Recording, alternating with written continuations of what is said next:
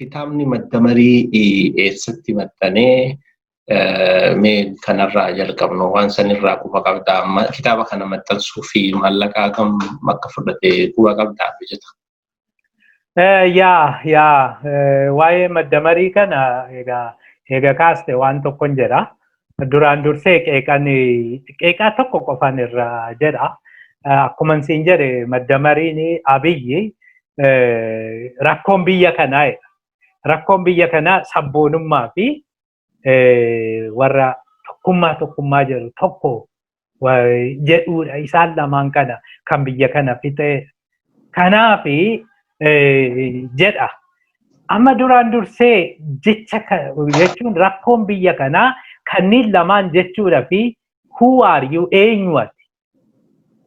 Amma waan tokko kana kan jettu ati fakkeenyaaf waa'ee dhibee koovidii kana kan nageenyu eenyudha? Nama ekspertii ta'edha. Nama beekumsa qabudha waan sanarratti. Nama beekumsa qabu beekumsi suni ekspertii intanii waan taate. Ogummaa fayyaa gaafata. Ogummaa fayyaati. Ekspertiin tokko dhimma tokko irratti wayi jedha. Otooriitii qaba waan sana jechuufi jechuudha. So sanarratti kaatee jettaan. Isaan kaatee jettaati. Amma Abiyyi iddoo kanatti sabboonummaan qoranne. Even tokkummaa waan jedhamu kanan qoranne. Ekspertii miti iddoo sanatti. Eenyu ta'eeti waan kuni kana dogoggorree rakkoon kuni kan jedhu jechuudha. Okay. Akka nama tokkotti jechuu danda'a. Akka nama tokkotti kitaaba barreessuu danda'a. Garuu kitaaba namni tokko barreesse suni akkamitti waliigaltee dhaabaa ta'a, ilaalcha dhaabaa ta'a. Already ilaalcha dhaabaa ta'e amma olii haga gadi rakkoon keenya rakkoo biraa miti, rakkoon keenya sabboonummaa fi tokkummaa warra jedhu kanaa jedhan. Sabboona jedhanii warra Oromoo maalii jedhan kanaa jedhan. So amma kana keessatti eenyutu qorate? Eenyu ummata kamtu jedhe kana? Even dhaaba yoo dhaabdu bari abaa'oo laalamma. A good example. Abaa'oo gaafa dhaabdu waggaa tokkoo fi wayii qorannoon geggeeffame. Dubbisaa turan. Maali rakkoon ummata keenyaa? Akka moogoone dhaabna. Akka moogoone furmaata laannaa jedhani. Kana garuu namni qorate dogoggorri opiidiyoon kana waan taatee fi jijjiirree bilxiginnaa goona jedhee qorannoon geggeeffame hin jiru. Wanti himame hin jiru. Kanarraa kan ka'e amma kana sitti fidee jechuudha ofii isaatii. Kanammoo fudhattan malee duutanii argamtu jedhee waan biraa fide. Dhimma maxxansuu isaattiin sii fida. Dhimma maxxansuu isaa kitaaba maxxansuu akka addunyaattiin sitti akka biyya keessatti kitaabaati kan maxxansitu ofumaa keetii barreessaa yoo taate kitaaba hin barreessita. Achiin booda mana maxxansitaa yoo University bebbeekamaan. Universitiin kamiyyuu universitii gaariin printing pressii qabu. Printing pressii waan qabanii printing pressii sanaani karaa sana maxxanfamaa jechuudha. Universitiin sun yoo sirraa fuudhu universitiin suni sirraa fuudhee hayyoota laalchisee achiin booda hayyoonni laalanii waan kuni gaariidha jedhanii sii maxxansu. Ammas reviewdiidha jechuudha. Lamaanuu reviewdha. Kan duraas ejantiin geessi malee review godhanii dubbisanii qulqulleessanii dogoggora keessatti himanii yeroo 4-5 sitti deddeebisanii iddoon kuni jechi kuni maaliin kun jedhanii seefitu. Haala sanii rakkisaadha. Inni sadaffaanii self publishing kan jedhamu akkuma biyyaa sanaa kitaaba qarshii kaffalteeti sii maxxanfama kitaabni. Itti kennitaa sii maxxansu. Self publishing tokko warri ilaalan jiru, review warri godhan jiru, baay'een isaanii garuu review godhan. Biyya sana keessa amma namni baay'een jiru, VDM faan jedhamu tokko Jarmanii faa. Warra vaanitii yookiin fake publisherii fakeidha. Homaa waan sii kaffalanii siin qabanii wayi sirraa fuudhanii maxxansanii Amazon irra geessanii gurguranii raasoo. Ati waan argattin jiru kitaaba tokko kan lama sii ergu. Waan akkasiiti. Dhimma Abiyyi bira dhufta. Maddamarii biraa jechuudha. Maddamariin dhuguma akka isaan jedhan kana Afrikaadhaaf hin ta'a taana. Itoophiyaadhaaf hin ta'a taana. Maaliif kitaaba kana publisherii beekamaatti hin kennin? Publisherii beekamaa maaliif hin maxxansin? Macmillaanitti hin kennanii ture. Anumti hin beekamne kun Macmillaanitti maxxansee jira ba. Maage otoo Pilgrave hin kennanii ture. Kanaafi Random House mana maxxansaa beekamaadha Ameerikaa keessa hin kennanii ture. Reviewed hin taane. Maaliif akka darbatan beekamaadha. Waan kuni reviewed hin taane kitaaba knowledge'ti kitaaba research irratti hundaa'e maaliif intanii qaba policy advice qaba reviewed ta'uu qaba silaa kuni reference qabaachuu qaba kana hunda hin qabu. Bakka kanatti akkam gooteeti kan maxxansite. Aga publisheriin tokko akka isa maxxansine beekamaadha. Lammaffaa fakkeenyaaf isaanuma keessaa I appreciate kitaaba san maxxansuu isaatiin ilaalchi wayyaanee ta'uusaa maaliisaa akka jirutti ta'e jechuudha. Argaba qubaay Oxfordin maxxanseef kitaaba san baay'ee gurguramaa ture kitaabni sun. Review ta'eera Oxfordin. Really I appreciate goona kana. Otoo namni kuni nama substaansii qabu ta'e akkasitti erga. Oxforditti hin ergu, Harvarditti hin ergu. Yuunivarsiitiin garaagaraa jira. Yuunivarsiitii sanitti ergee hin maxxanfamaafi ture reviews hin argataa ture. Hin goone sana. Inni maal godhe baay'ee kan nama gaddisiisu jechuudha. Namichi kuni Oromoos hin fedhu, Amaara authentic Amaaraa jennu sanis waan fedhu natti hin fakkaatu. Warra Goojjam, warra Gondar hin fedhu. Michuun isaa warra Finfinneeti. Amaara Finfinneetti guddatan. Amaara identity confusion qaban. Warra ani eenyu kan hin jenne jechuudha. Warra qabsoo keessattis iddoo kana hin jenneen yeroo waa ta'e qabsoodha jedhamu Gondaree haxinnaattu si booddera erga qeerroon wayyaanee bakkatti galcheen booda dhufanii faannoon intanii godhaniiru. Faannoon qabsootti dabalamanii jiru. Haxinnaattu dhagaa darbataniiru jarri kun. Warri Finfinnee garuu dhagaan darban. Takka. Daani'el Kibreti amma michuu isaa gorsaan isaa kun he was not there. Biyya san keessa jiraachaa ture. Biyya alaa deemee kitaaba gurgurachaa ture yeroo sanitti. Maazaa Shannaafi isheen mana murtiirra galtee amma who is she? Eessa turte qabsoo keessatti? Achi keessaa waa'ee dubartootaa maali jettee aadaa Oromoo kan balleessaa turte isheedha. Himannaa qabdi isumarratti iyyuu. Achi biyya alaa baatee achiin booda nagaanas jiraachaa turte galtee aangoo argatte. Daani'el jedhamee mirga namaarra kan jiru huuyisi. Eessa ture? Waan Finfinnee ta'anii malee. Burtukaanoo. Burtukaanillee cubbuudha yeroo muraasa wayii hidhamteeru. Waan itti amanteef. Waayii kafalteeru. Waan itti amante saniif jechuudha. Sanaan booda isheenis hin galle. Warra akkasii kana walitti qabe. Kanuma gani warri maxxanseef kunis Tsahaay Publisher jedhama. Tsahaay Publisheriin kuni Eliyaas Wandimmoo jedhama. Akka nagautti durii gara Texas kana ture. Na warruma wayyaanee kana wajjin kan mudaa ture. Baay'ee Girmaa Birruufaa wajjin walitti dhiyaataa investimentii maalii jechaa ture naan jedhu. Boodderraa gara Kaalifoorniyaa kana deemee Kaalifoorniyaatti Tsahaay Publisherii kana bane. Tsahaay Publisherii kana 2018 naaf feeree ture. Yuunivarsiitii Kaalifoorniyaatti waraqaa qorannoo tokko gaafan dhiyeessu achitti na argee. Achiin booda maaliifi ani akkasiin hojjedha laala jedhee naaf feeree dhaqeen ture. Dhaqee achiin booda gaafa dhannoo kitaaba Oromoo tokkoon qabu. Tokko keessaan qabu. Maali Oromoon barii biyya sanii yoo xinnaate parsantii 40. Uummata parsantii 40 kana kitaaba tokko maadhaaf deemnaani namni maxxanseen jiru bar kitaaba Oromoo argachuu hin dandeenye maal jedhe. Achumatti Google godhe achumatti bilbilarraa. Lookiin jedhee maal akkamitti Profeesar Asaffaa Jaalataa kitaaba meeqa qaba? Muhammad Hassan kitaaba meeqa qaba? warri biraas hedduu jira lakkoofne ta'e. Kanuma isaan lamaan kana fiigarii lamaan kana kitaaba tokko yoo achi keessaa qabaate isa ajjeesaa. Konferensii qorannoo adda addaa kana hin deema amma akka Afrikaan Steedii kana fa'aa maalii kana fa'aa.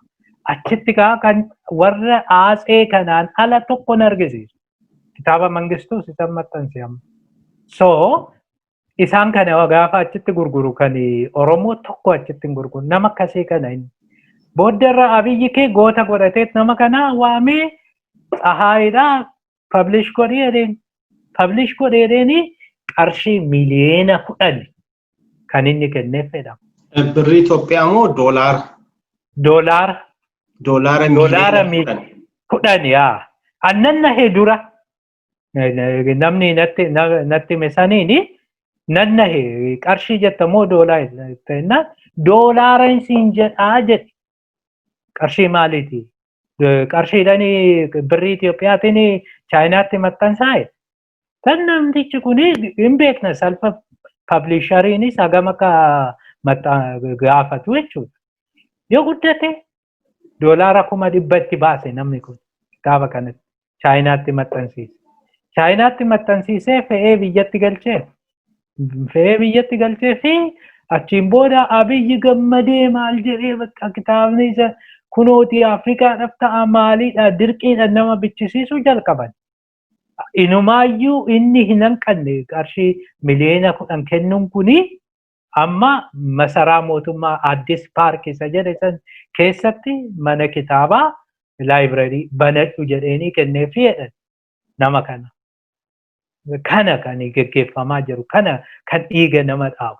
Yoo maallaqni kun bari yoo xinnaate otoo wayirra oole mana barumsaa meeqa hojjeta? Kilinikii meeqa hojjeta? Hospitaala meeqa hojjeta? Karaa meeqa baasa wanti kun? Isaan I'm sorry Abiyyi iyyummaa caalu nutti fidaa jira malee takka of sobuudhaaf badhaadhina biltsiginnaa jedha malee sobaa fi malee iyyummaa caalu nutti fidaa jira. Takka waan rakkoo uummataa hiiku tokko isaa hojjetu argeen beeku. Hin argines. Waan xaliila kaaftee mee tanumaan wali qabatee yeroo dhiyoo dura biiroon barnoota Oromiyaa kitaaba maddamarii kana warri sadarkaa gara gadiirra jiru manneen barnootaatiif raabsuudhaa fi gara birrii miliyoona 300 ol fiigarii isaallee qajeelatti yaadadhu. Miliyoona 3. Biilee akkas ta'u baasee kitaaba kana bituudhaa fi bitee akka raabsuu fi bittaadhaaf xalayaan tokko kan dhimma kanarratti bahii maallaqni godhamee deemaa ture. Wanni kun dhugamatti dokumentii kitaabni maddamarii kun akkuma atu jette kitaaboleen akkanaa keessattuu kan manneen barnootaa irratti dhiyaatan kan qorannoon gahaan irratti godhame kan dhaloota amma jiruu fi sirna amma jiru duun taane biyya sanii ijaaruudhaaf dhugatti dokumentii kitaaba namni ogeessi keessattuu dhimmoota sanirratti mata duree kanarratti filosofii jedhanii kan amma isaan deeman sanirratti waan sanirratti qorannoo gahaa gaggeessan barnoota irratti qabanii qorannoo otoo hin godhin maallaqa akkanaa kana keessattuu institushiniin guddaan biyya sanii yookaan immoo mootummaa akka ta'e barnoonni dameen barnootaa waan kana godhuun dhugatti uummata keenyaa fi bu'aanii qaba jettee yaadda? Waan hin taane na yaadachiiste. Akka carraa ta'e manneen barumsaa tokko lallaaleen ture ani biyyatti. Haayiskuuliin ofii kootitti baradhees haayiskuulii haaraa ijaaramanis akka carraa ta'e waanuma deddeemuuf darbee nan ilaala. Haayiskuulii hedduun kitaaba miti kitaaba sappoortiif jedhamu kana tekst buukii gahaan qaban. Hedduun isaanii kitaaba barataa gahaa hin qaban. Wanti mana barumsaatti barbaachisu amma fakkeenyaaf keemikaalli garaagaraa kuni meeshaa deeggarsa barnootaa kuni baay'een isaanii hin jiru. Iskuulii baay'een manni barumsaa baay'een bajanni isaanii baay'ee xinnoodha. Ekstiriimidha. Mootummaan irraa kukkutee jechuudha. manni barumsaa eenyuun qofti World Baankii qofti eenyuudhaaf mana barumsaa tokkooti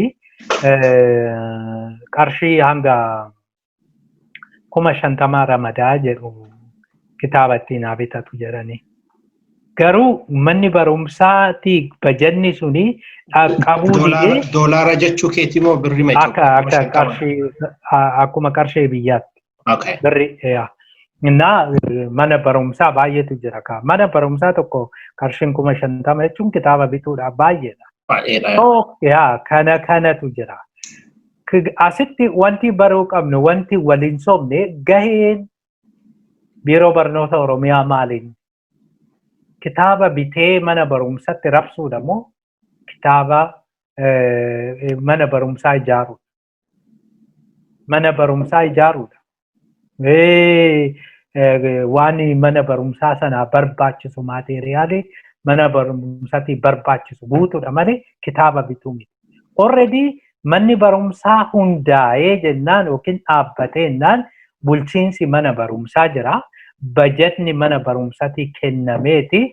Manni barumsaa yoo barbaade kitaaba barbaade fedhii mana barumsaa fi fedhii barattoota fi barsiisota mana barumsaa sana irratti hundaa'anii bitu. Kana adeemsi jiru kan beeknus. Takka biiroon barnootaa kitaaba gaafa bitu argineen beeku. Ani kitaaba daldalaan ture gaafachaa turre miti. Xalayaanis maaliinis karaa hundaan gaafachaa turre. Kitaaba barumsa deeggaran. Okay, kan biraa dhiisaa jeneraal waan ta'e kana akka Abiyyi barreessee kana maali kana kitaaba saayikoolojii kana kitaaba asoosama maal kana dhiisaa nurraa bitina. Pablikiin uummanni nurraa bitu. Garuu kitaaba deeggarsa barnootaa kan keemistirii sappoortiif kan jennu kan fiiziksii kan afaanii kanneen kana nurraa bitaa jennaan nuti manni biiroon barnootaa gaheen keenya kitaaba bituu miti. Nuti mana barumsaa hin qabnu. Kana isin gochuu kan danda'u kan isinirraa bituu danda'us biiroo mana barumsaati jedhanii deebisan. Egaa akkasumas jedhanii loojikii maaliitiin kan Abiyyi bitanii kan mana barumsaatti rabsaniif gahee isaanis miti immoo kun. Otoo dhugaan jiraate manni murtii haqni jiraate hin himatamu jarri kun. Seeraan waan itti kenname kan hojjetu jedhamee kan itti kenname jedhanii. Ana na qunnamanii. Embaasiin kitaaba maddamarii bitiidhaan jedhanii na qunnamanii yeroo. Embaasiin kitaaba nama tokko gurguruudhaan gaheen qabu. Dirqama isaa miti. Hojii isaa miti. Embaasiin hojii dippiloomaasii hojjeta. Hojii lammiilee biyya keenya haala jiranii isaan kana eeguu isaan tajaajiluudha malee nama tokkoo fi kitaaba gurguruun dirqama hin qabus gahee isaas miti kana gochuus hin qabu. Ani yoon barbaade gabaarraa bitachuu danda'a. Tsahaayii Eliyaas na ergin jechuu nan danda'a. Inooyi kitaaba bilbila isaas maalii isaas qaba. Yoon fedhii qabaatte jechuudha. Kanaadha. Kanaaf abbaa irrummaa Liibiyaatti Gaadaafiin nama kitaaba isaan gurguru hin binne hundumaayyuu intani gochaa ture, rukutaa ture, hidhaa ture. Iddoo baay'eetti argine jira. Duri Maa'oonis kitaaba isaa kan hin dubbis yookiin karaa Maa'ootirra kan hin deemne hundumaa rukutaa turan. Jarri kun nuti isinii beekaa qabu. Kan koo qofatu dogoggora. Kuni akkuma Abiyyi keenya Waaltaa Raggaxiidha jedhu. Waaltaa Raggaxii kana waan ta'eefi kan waaltaa lamaanitti deemtee jennaan si balleessina jedhu. Waanuma akkasii godhanii Abiyyis isaanumarraa bareetii kana gochaara malee otoo biyya dhugaa ta'ee namni kanas hin godhu kanas hin hojjetu namni yoo barbaade isaatiin kitaaba isaa bitata.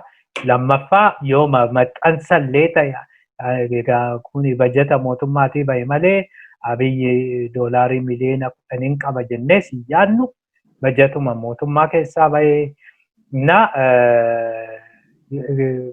egaa bara tokko bahuun isaan oolu namni qoratee baasu numa jira. maallaqni kun eessaa dhufee akka kitaaba kanarratti oolee itti gaafatamuun isaa siin oolu. Galatoomii, I guess maallaqni doolaarri 10,000 kun eessaa dhufe, miliyoona 10,000 eessaa dhufe kan jedhu kunis gaafii biraa investigationii biraa. Miliyoona 10 kun qorannoo mataa isaa gaafata.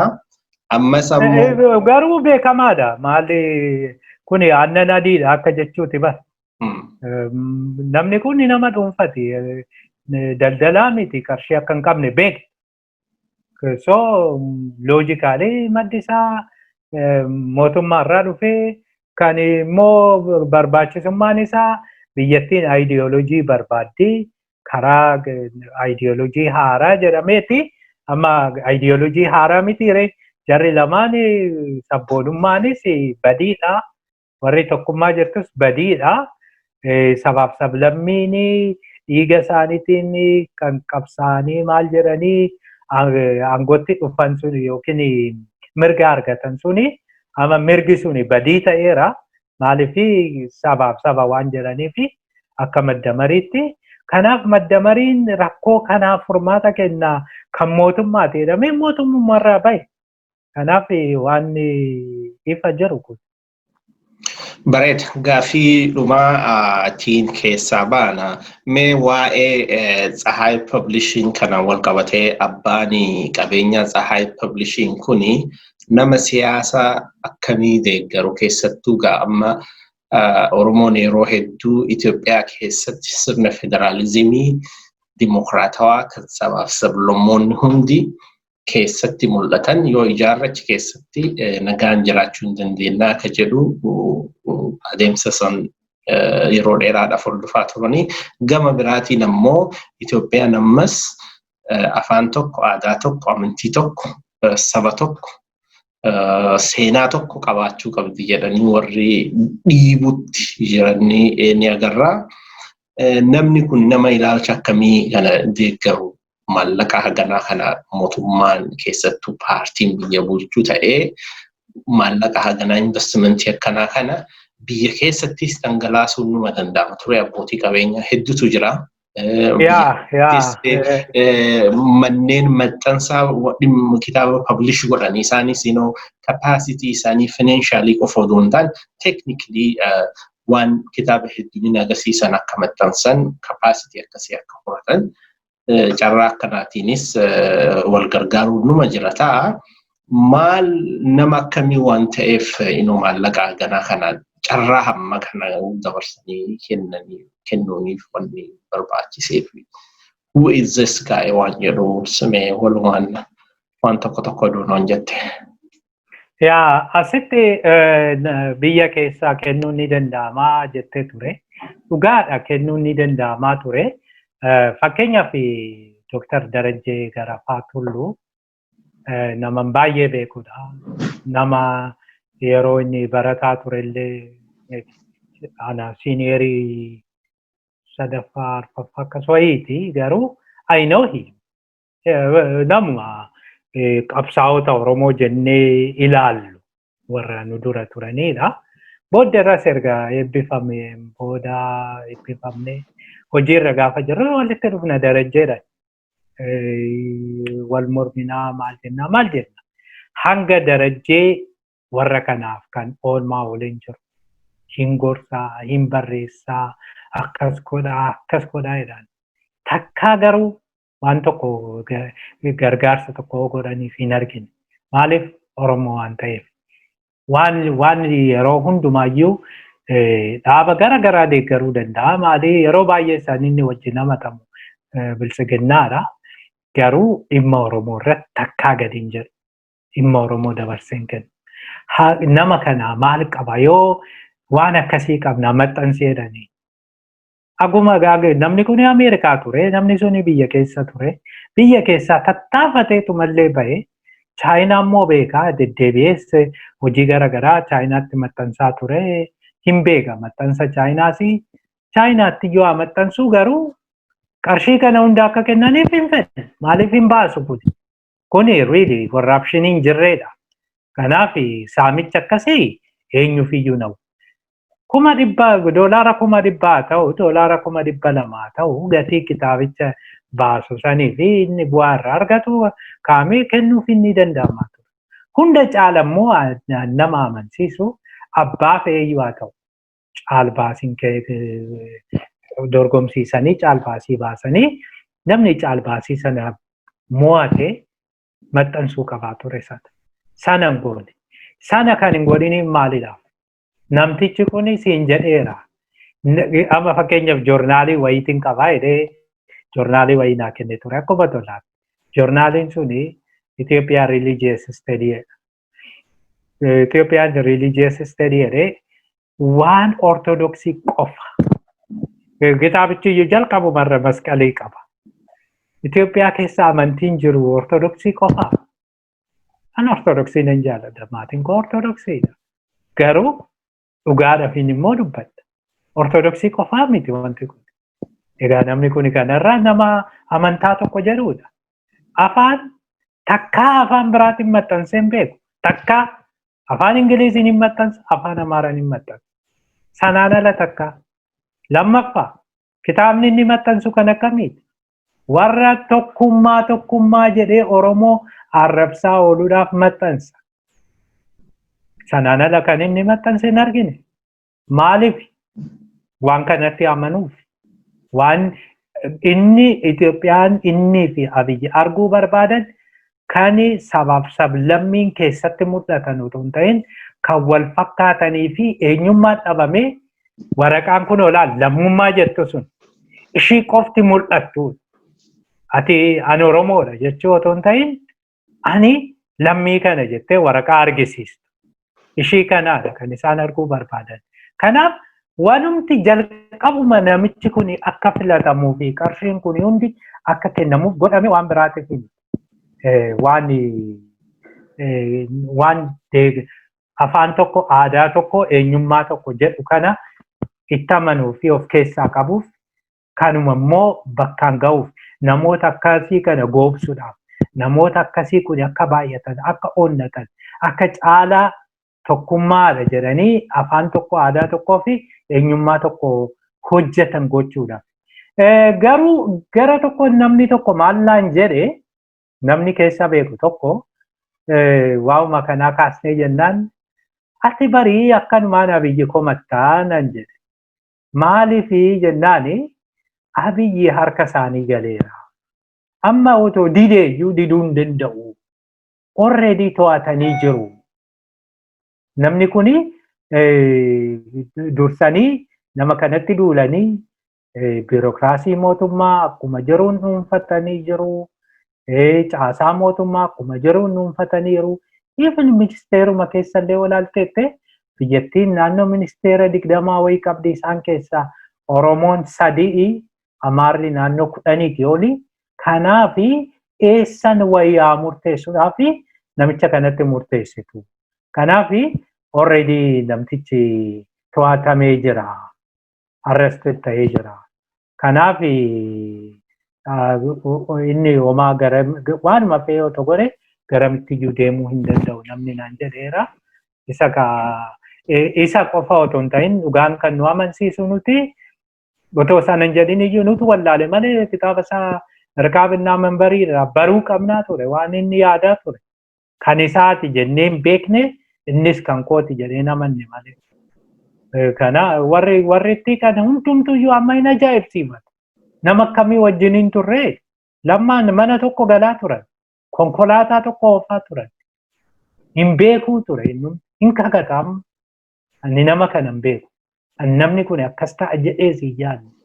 Takkaa waa'ee Oromoo irratti akkasitti diina Oromoo ta'a jedhee hin yaadne jechaa jira. Kanaaf egaa maal jechuun barbaade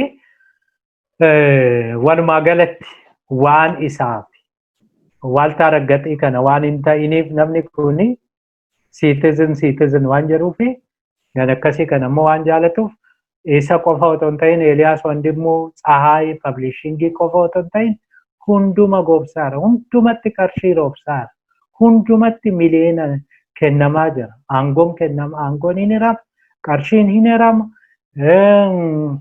manni hin hirama, manni isaan keessa jiraatan mana adda addaa, mana durii ministeerota maali jedhamee kennamu isa kana hunda kennama. Kanatu jira jechuudha.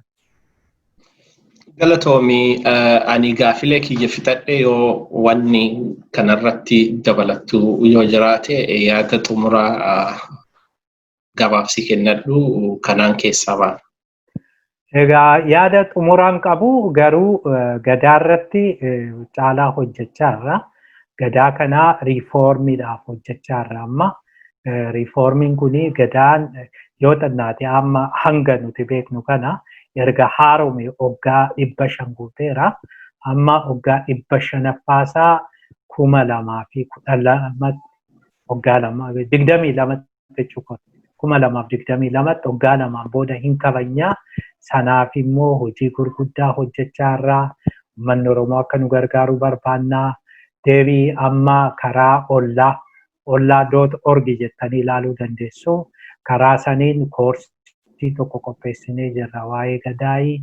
Gadaan iyyuu maalidha? Maaliif kun fayyada kan jedhu naannoo Juulaayii keessaa hin jalqaba. Koorsiin kuni koorsii kanaas galmooftanii achirraa waa'ee gadaa barachuu dandeessu. Waa'ee gadaa barsiisuudhaaf deemaa jirra. Kanneen irra jira. Kanaaf uummanni Oromoo akka nu gargaaru barbaanna.